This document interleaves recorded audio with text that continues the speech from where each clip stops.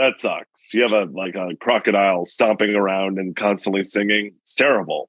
Right. That one would You think know? so. Yeah. But He's like in bed. So I'm in bed sometimes. I'm on like the toilet. Like, you don't want to hear all that exactly. noise. It's really anxiety inducing, especially in a post-pandemic world. I am loving Loretta, light of my life. Totally Who understand doesn't? Right. why Just Mr. Grumps is so protective. absolutely, absolutely. How could you not be protective of a cat like Loretta? She's Exactly. very special. Yeah. Now, I believe there were cats on set, but what is the experience like for you? Are you just who are you engaging with as Loretta, and what is the difference between on set and the final product? Mostly it was with actual cats, who looked exactly like Loretta. And yeah, really beautiful, very loving cats. So I had a blast. I loved hanging out with them, making sure that they were all right. And you get an animal on set, and I instantly become incredibly protective of them. Not that she was in danger at all. I just mean I immediately start very, caring about them deeply. So that was an easy thing to play, because it just gets brought onto me because I'm an animal lover. So, yeah, it was cool. It was really cool. I love that. I also love the deeply antagonistic vibes between you and Javier Bardem's Hector. And you don't get that much time on screen, but as soon as you see each other, it's like, ah!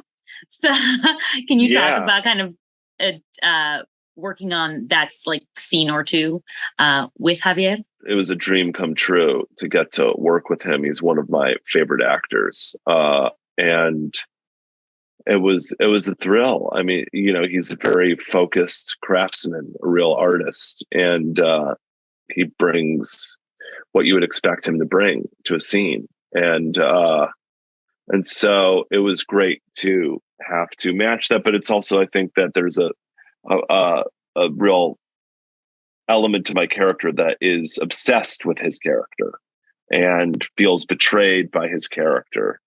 And I think that a lot of that is fueling the antagonism, in that, there's a deep wish that it was the exact opposite of what the situation actually is.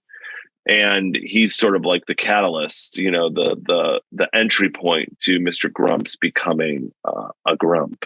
So yeah, there was a lot to play. There was a lot to play there. And the fact that I get to play all of that with Javier as my scene partner is yeah, it's just one of those pinch me moments.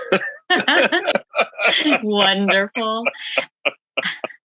I have to say, I feel like, obviously we love the Prims, we love Lyle, but there's a lot of noise being made in that home. So if I was in Mr. Grumps' position, maybe I would not be that happy either. Justice for Mr. Grumps.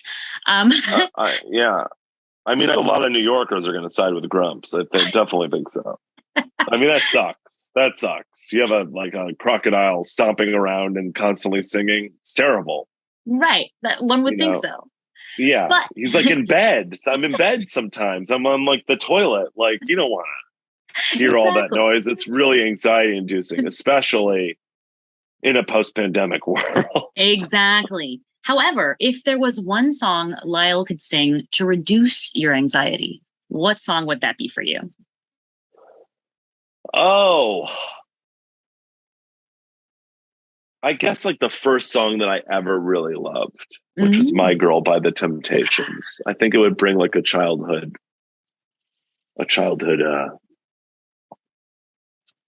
serenity to me. I love that. Yeah. That is a fabulous choice. Thank you. Yeah, thank you so much. It's so much fun to watch the film. And thank you so much. Thank you. Have a great day. Bye. You too. Bye.